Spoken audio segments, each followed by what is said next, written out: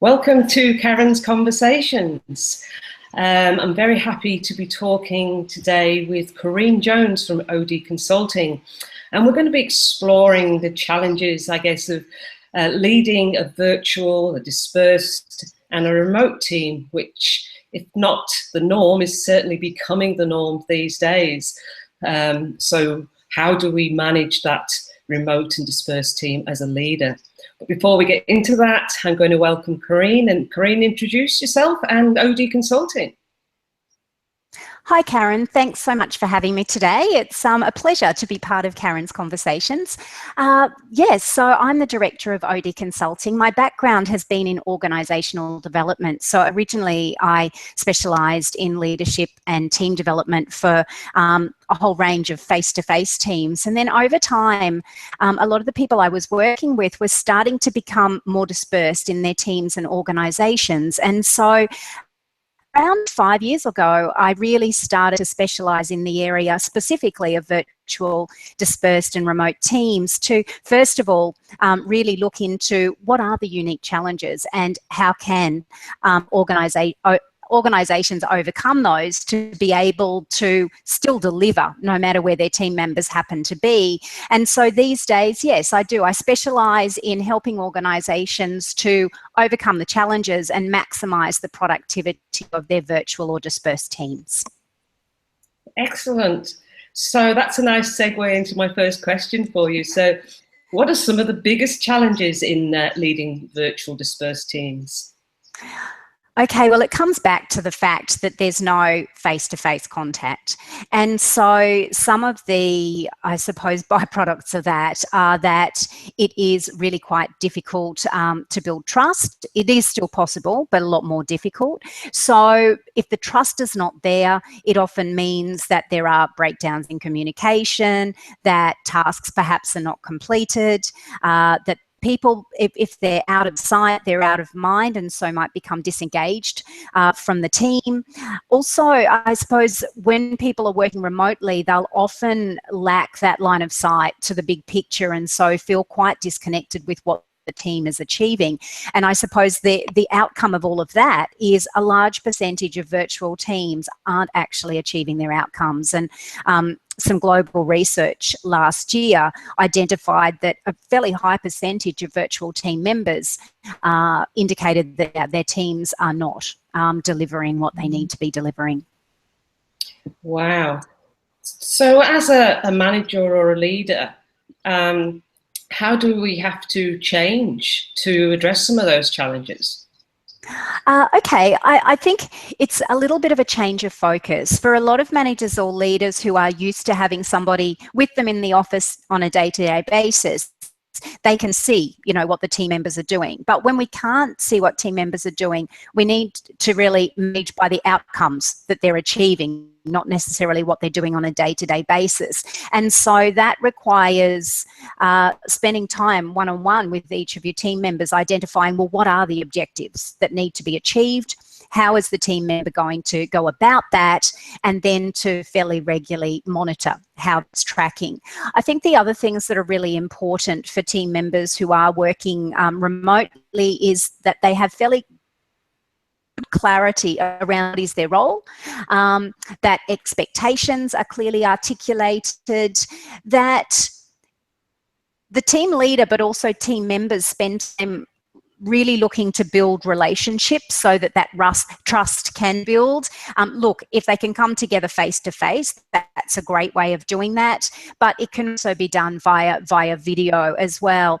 And I think the other thing, because trust is, I suppose, such a big challenge for virtual teams, the other thing and the reason for that is the other thing that's missing are those water cooler conversations that occur in face-to-face teams. So often relationships are built and even ideas are generated when people touch base in the hallways or the kitchen or at the water cooler.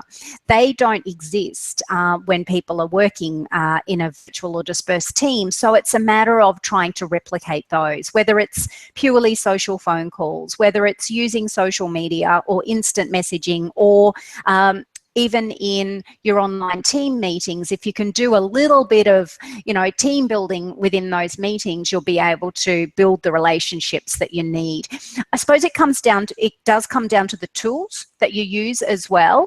My focus tends to be more on the people and the relationships, but it is also important to look at what tools you have to collaborate and communicate, and to make sure that you're using the right tools for the right purposes, and that your staff are trained in using those tools to the fullest extent. Absolutely. And I think it's an interesting thing, going back to your first point there about managing and leading for outcomes, clarifying expectations and measuring performance on outcomes. Not that I see you at the desk 9 to 5 every day. So it's probably more important for virtual teams, but it's still a trait that I believe leaders should do, whether it's a virtual team or not. Yes, I totally agree. And so to a large extent, the behaviours and the skills that managers and leaders need to lead remotely are not that different to face-to-face managers and leaders. But what happens is that they're much more important, and they need to be amped up. And if the manager or leader isn't leading in that way, the risks are much higher when people are working remotely. Yeah, I think it gets magnified, doesn't it, if you haven't got that one-on-one in-person sort of relationship. So sure does. We talked about how leaders need to change their ways of working if they're not already. What about team members that are suddenly thrust into a virtual team and they're not for the first time? How do they need to change individually as well? Yeah, and it's interesting. I suppose some of the work that I've done with organisations and some of the research I've done has indicated that not everybody's actually suited to working remotely. So I think it even starts before the person gets on board, making sure that, that hiring, that organisations are hiring people who can work remotely. I think then once the person is on board, it's hopefully there is a pretty solid induction. And during that induction, one, they learn about their role, they learn about the processes, etc., but also an opportunity for them to get to know everyone else in the team. And if that's via video, that's great. If it's face-to-face, that's fantastic, but that doesn't tend to always happen. But for them to really be very conscious of the fact that they're not, although they might be spending their days alone, they're not a solo operator.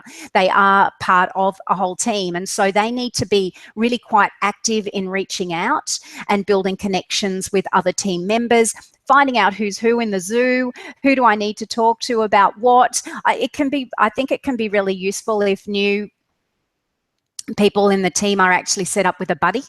Sorry.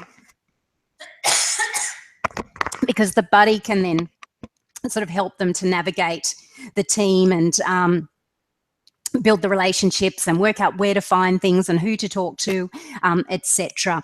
I also think it's important for new people who are working remotely to really get to know the tools that they're using, to learn their full capability, and to not default to using email.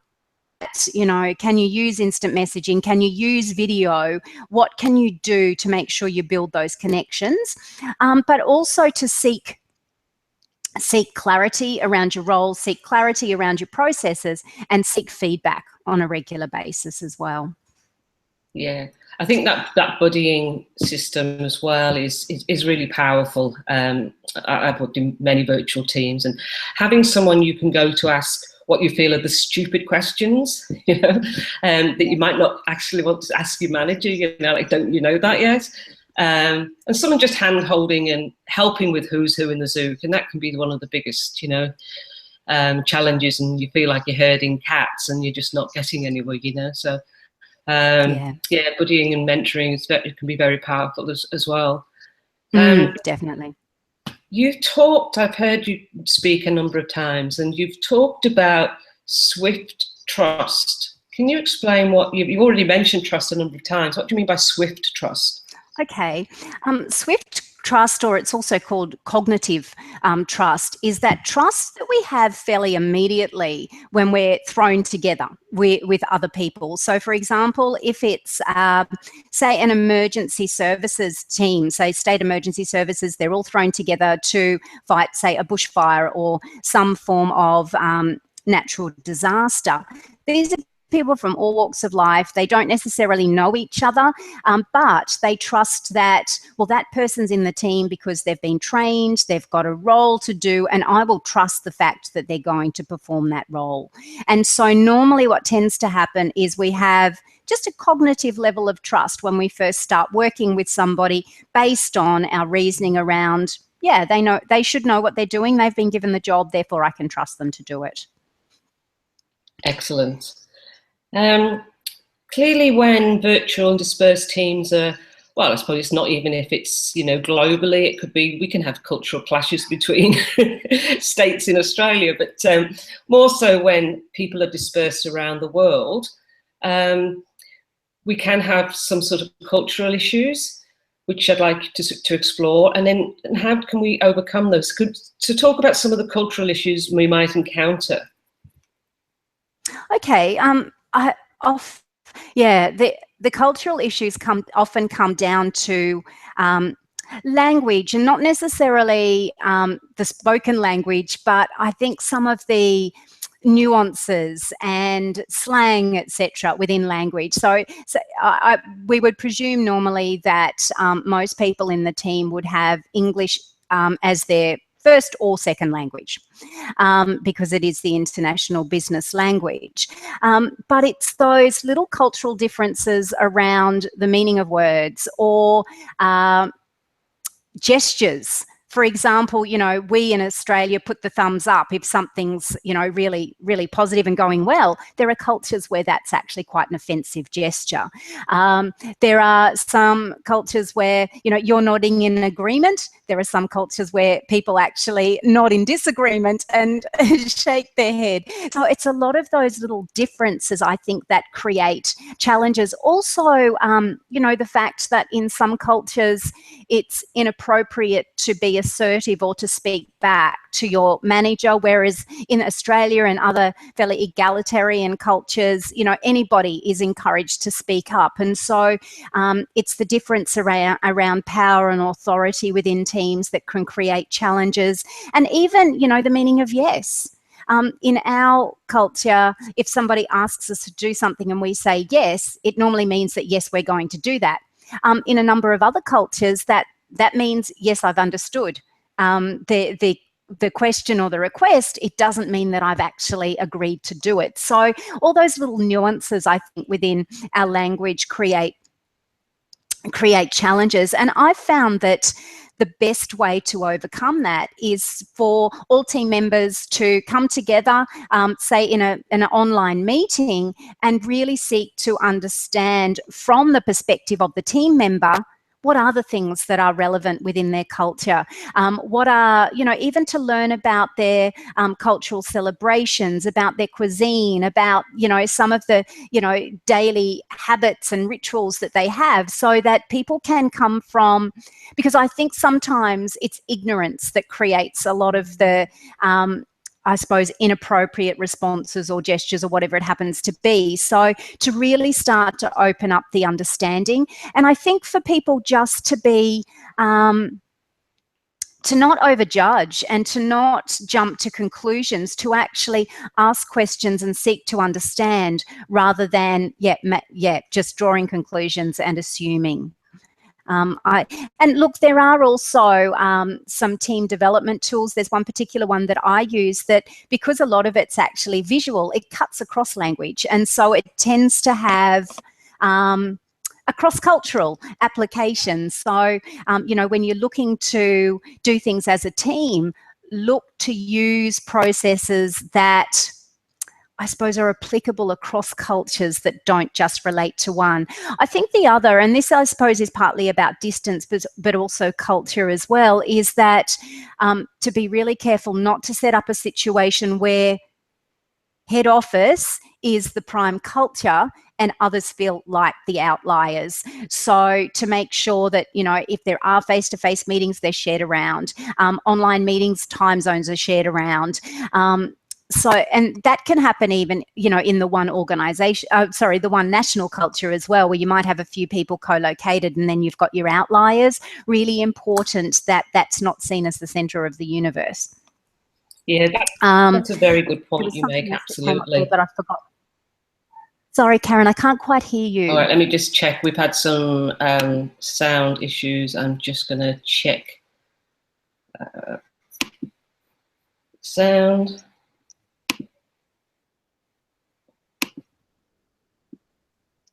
Okay, is that better? That's much better, thank you. That's not a problem. I was saying it's a very good point that you make about head office. And I think people just by default say, you know, head office run the meetings and everybody else joins in. And it's that sense that head office is the center of the universe and I'm just out there, you know, on my own son. So that's a very good point for people to take away. You mentioned time zones. I've worked in a number of virtual teams and one that was, let's say, UK centric. So most of the, if not all of the team I joined, and I had an early start, so it wasn't so much of an issue, but it might be for some people. So I was jumping onto calls at 5 a.m. in the morning. How can we make sure people don't feel disadvantaged? And you sort of touched on it, I think. Yeah, I think there's a couple of things. One, to actually seek from team members what their preferences are around time zones. But I don't think you'll ever please all the people all the time. So I would suggest that you rotate your times so that you know, someone always does cop the early morning or the late evening, but if you're rotating it, it's not the same person all the time. Even, you know, the other thing I do, I collaborate with people in the UK and in the Middle East and in Canada. So that probably spans the whole globe there, and with Australia as well. And so we rotate times, but I also have one-on-ones with each of those people as well at times. And each one of us in pairs have come up with times that suit us both. So for example, if I'm speaking with someone in the Middle East, it tends to be, you know, their morning, my late afternoon. In the UK, it tends to be, you know, the bookends of the day, evening, morning. And for Canada, it tends to be their afternoon, my morning. So we sort of, with individual meetings, we find something that works for both of us. And with teams, we agree who, you know, each time who's going to cop the really difficult time. Yeah. When we've got the UK, Australia and Canada on at the same time, it is a challenge, but that makes the very early morning for me. Yeah, it's good if we're early starters, isn't it? But if not, then it's a challenge. Now, I also heard you talk about one of the services you offer that's called Prelude Sweet. And I was very impressed about it. And without wanting to be, you know, giving you a blatant plug, I would like you to. So it speeds up team development, the process of team development for virtual teams. So do tell us a bit more, because I found it very interesting when I heard you talk about it. Okay, brilliant. Thank you. Well, it's a team development process that runs. Can run predominantly online for a virtual team. It was developed by Howard Esbon in Canada, who I've been collaborating with for the last few years.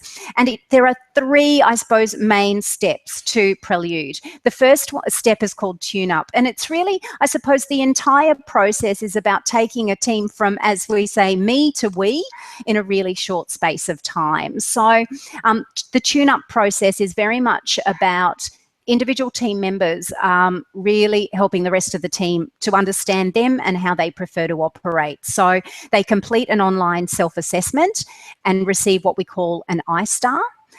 So they'll do that. And I should mention that it's a combination of asynchronous asynchronous and synchronous work within the team. So the first part of asynchronous work is to complete the self-assessment. Everybody receives a report which provides an overview of their working preferences. Then the team will come together for its initial meeting. During that meeting, everybody will share their preferences. They'll also share what we call a little I-Star story, which just in a nutshell sort of gives everybody an overview of how they prefer to work. And then what we do is provide an overview of all of the mixes of preferences within the team, so the team can see as a whole where all of their strengths lie. So it's actually really quite a nice table. They then, there'll be some more asynchronous work done where we ask all team members to create what's called an I tag. So it's like a tag that a graffiti artist uses, or it's like a logo, using online PowerPoint, so they can all go in and do the creation at the same time in the same place if they like, or they can do it asynchronously. They create a visual representation of the strengths that they bring to the team. And this is where it does cut so nicely across cultures, because people are using pictures and symbols and colours. They have meaning for everybody, no matter what the language, their first language is. And so everybody creates what we call their I tag. They then come back together in another meeting where they all share their I tags. And then the next step in the process is for them to combine all of those into one, what we call a we tag, but is a visual representation of excellence, if you like, for the team. So like a team logo, if you like. Also along the way, there is journaling for individual team members. And then the last step in the process is a team alignment plan, where the team maps out its goals and deliverables, and the system actually allows or enables the team to identify, well, for that task, we actually need these skill sets, and these are the people in the team that have those skill sets. So you can match skills to tasks, and then that leads into the development of a team charter. To be 3 main meetings together of up to 2 hours with a little bit of asynchronous work in between. Awesome. So where could people, if they want to find out more information? They can go to my website, which is leadingvirtualteams.com.au, and there is information about Prelude on the site there. Excellent. So just to wrap up, Korrine, if there was people wanting more information just generally about, leading virtual and remote teams, are there any sort of gems that you could refer them to?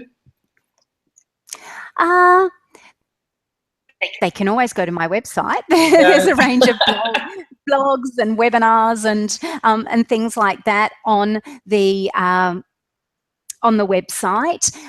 There are some really useful books.